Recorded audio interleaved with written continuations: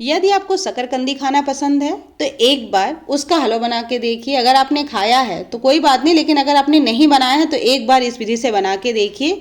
बहुत ही आसान विधि है और शकरकंदी को पकाने का एक तरीका बताऊंगी जिसे बिना पानी के आप पका सकेंगे और इसका स्वाद जैसे सोनापन आपको खाने में लगना चाहिए, आना चाहिए, वो इसमें मिल जाएगा। जो पानी के साथ उबाला जाता है उसमें एक फीकापन आ जाता है, वो नहीं होगा। तो चलिए शुरुआत हम करेंगे। शकरकंदी को मैंने अच्छे से धो लिया था, उसको छिलनी से छील लिया और छोटे टुकड़ों में काट लिया। बहुत छोटे टुकड़े नहीं काटे हैं, बड़े बड़े टुकड़े हैं, 3 या 4 टुकड़े हैं। बहुत बड़ा शकरकंदी था। अगर आपके पास पतले वाले शकरकंदी हैं तो आपको ये भी करने की ज़रूरत नहीं होगी, आप इसे डायरेक्ट डाल सकते हैं। पूजा के लिए अगर आप इस्तेमाल करते हैं तो आप खड़ा ही डालेंगे, तो उसको बस अच्छे से साफ़ कर लीजिए और साफ़ करने के बाद छीलने की ज़रूरत भी नहीं है। कुकर में डालिए आधा चम्मच घी या आधे से 1 चम्मच घी में आराम से बन जाएगा। तो मुझे हलवा बनाना था इसलिए मैंने 1 चम्मच घी डाल दिया। अब जो कटे हुए शकरकंदी थे वो इसको हम डाल देंगे। आप पूजा के लिए कर रहे हैं तो वो खड़े शकरकंदी को भी इसी तरह से आप उसमें कुकर में डाल दीजिए। कुकर को कर देंगे बंद और इसको हिला देंगे कि घी हमारे शकरकंदी के चारों तरफ लग जाए और वो जले नहीं। प्रेशर बनने लगेगा, तेज आंच पे पहले इस कुकर में प्रेशर आने दें, फिर उसको धीमा कर दें। धीमा हो जाए तो इसको बीच बीच में हिलाते हुए पकाएं। जब ये पकने के प्रोसेस में पहुंच जाए तब इसको ना हिलाएं, नहीं तो ये टूट जाएगा। तो शुरुआत में ही इसको 1-2 बार हिला दें और जब एक सीटी आ जाए तो इसको बंद कर दें गैस को। प्रेशर निकलने तक का इंतज़ार करें। जब प्रेशर निकल जाए तब इसको हम किसी दूसरे बर्तन में खाली कर देंगे। तो देखिए कितना आसान तरीका है ना। तो अगर आपको मेरी बनाई हुई रेसिपी और उसका तरीका आसान लगता है तो प्लीज़ विनायक खजाना ख्वाहिशों को सब्सक्राइब, लाइक, शेयर और कमेंट करना ना भूलें। और सब्सक्राइब के बगैर एक बेल बटन होती है उसको प्रेस कर लें, जिससे नए नोटिफिकेशन आपको समय से मिल जाया करें। तो बस देखिए आपने क्या किया, कुकर से उसे निकाल दिया। आपको देख सकते हैं कितने अच्छे से ये भुना है या सिका है। पानी में डाल के और इसमें बना के दोनों में खा के देख लीजिए, आपको अंतर खुद ही पता चल जाएगा कि कितना सॉफ्ट रहता है, कितना अच्छे से होता है और स्वाद इसका दुगना हो जाता है। अब मैंने इसको फ्रिज में रख दिया था, अब आपको तब भी दिखाते हैं कि कितना सॉफ्ट है अभी भी। अगर आपको ऐसे ही खाना है तो आप तवे पे रख दीजिए, ढक दीजिए, बस आप खाने लायक हो जाएगा। माइक्रोवेव कर सकते हैं। मुझे बनाना था हलवा तो मैंने लिया मैसर और मैसर से इसको अच्छे से मैश कर दिया। मुझे कहीं ना कहीं गुठलियाँ दिख रही थी, इसीलिए मैंने हाथ से भी इसको मैश कर दिया था, क्योंकि हलवा हमेशा स्मूथ अच्छा लगता है। तो मैंने हाथ से भी इसको अच्छे से मैश कर लिया था।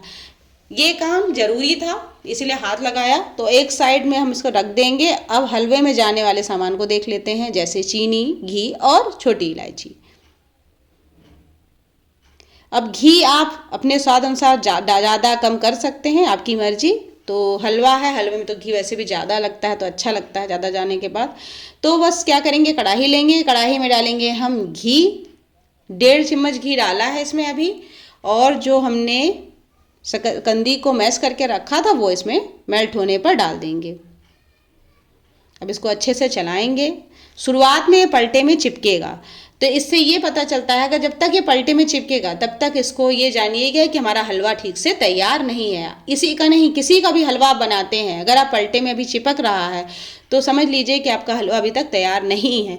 जब वो पलटा छोड़ने लगेगा तभी आप जान जाएंगे कि हलवा हमारा पकने के प्रोसेस पे है। तो हम कुछ देर भूनेंगे और भूनने के बाद अब इसमें डालेंगे हम चीनी। मीठा अगर आपको नहीं चाहिए तो आप ना डालें, स्किप कर सकते हैं। शकरकंदी मीठी होती है, लेकिन मुझे 3 चम्मच मैंने इसमें चीनी डाला है। आप कम ज़्यादा कर सकते हैं अपने स्वाद अनुसार। और इसको चीनी के साथ भूनेंगे।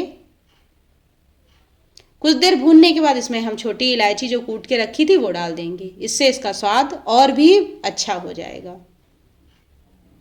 देखिए कुछ देर भूना, आप छोटी इलायची को भी डाल देंगे। अब थोड़ा सा मैंने इसमें घी और ऐड किया, मुझे घी अच्छा लगता है तो मैंने थोड़ा घी और ऐड किया। अगर आपको नहीं अच्छा लगता तो आप नहीं डालें। अब इसको मिला देंगे और पलटे को देखिए हमने दबा दबा के हलवे को बना रहे हैं कि एक भी लम्स ना रह जाए या गुठलियाँ ना रहे, नहीं तो हलवे का स्वाद अच्छा नहीं आएगा। अब इसी तरह हम इसको भूनेंगे। कुछ देर बाद आप खुद देखेंगे पलटे पे ये चिपकना बंद हो जाएगा। आप देख रहे हैं ना, पलटा हमारा बिल्कुल क्लीन दिख रहा है। तो समझ लीजिए हलवा हमारा भुनने के प्रोसेस पे आ गया। इसी स्टेज में मैंने ड्राई फ्रूट्स डाल दिया था। अभी देखिए ड्राई फ्रूट डाल दिया है। अगर आपको पसंद है तो आप डालें, नहीं तो स्किप कर सकते हैं। वैसे भी इसका स्वाद बहुत ही अच्छा आता है। तो अब इसको भूनेंगे। हमारा हलवा लगभग तैयार है और भूनते भूनते इसका कलर भी चेंज हो जाएगा। आपको पता चल जाएगा इसका कलर चेंज हो जाएगा, बहुत ज़्यादा सफ़ेद नहीं दिखेगा, हल्का सा पीला दिखेगा। देखिए आपको दिख रहा होगा कितना हल्का सा पीला पीला दिख रहा है। अब इसको हम निकाल लेंगे किसी बर्तन में। तो मेरे पास एक मिट्टी का बर्तन था, मैंने उसमें निकाला। एक देसी प्रकार का हलवा था, इसलिए देसी बर्तन में ही इसको सर्व किया। अब निकालने के बाद थोड़ा सा ड्राई फ्रूट्स मैंने बचा लिया था डालने के बाद, पिस्ता और काजू। अब इसको हम इसके ऊपर डाल देंगे, क्योंकि इसका क्रंच इसके साथ बहुत ही अच्छा लगता है। अगर आपको पसंद है तो आप डालें, नहीं तो स्किप कर सकते हैं। आप एक बार ज़रूर इस तरीके से गंजी को पकाएं और इसका हलवा बनाएं और इन्जॉय करें अपनी फैमिली के साथ। और कमेंट करके ज़रूर बताएं कि आपको मेरी बनाई हुई रेसिपी कैसी लगी। Thank you so much.